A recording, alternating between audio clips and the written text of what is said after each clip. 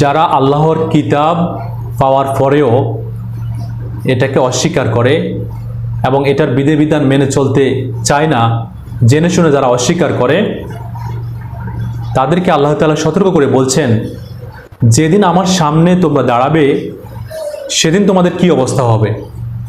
আমার সামনে যে দাঁড়াবে সেটাতে কোনো সন্দেহ নেই, এবং তোমরা যে কৃতকর্ম তোমরা দুনিয়াতে করবে তার পরিপূর্ণ প্রতিদান তোমাদেরকে দেয়া হবে, কারো উপর জুলুম করা হবে না। আপনি যাই করবেন দুনিয়াতে সেই কর্মফলের পরিপূর্ণ প্রতিদান আপনাকে দেয়া হবে। আল্লাহ তাআলা সূরা আল ইমরানের 25 নম্বর আয়াতে বলছেন, ফাকাইফা ইযা জামা'নাহুম লিয়াউমিন লা রাইবা ফীহি ওয়া উফিয়াত কুল্লু নাফসিন মা কাসাবাত ওয়া হুম লা ইউজলামুন। সুতরাং সেদিন কি অবস্থা হবে, আমি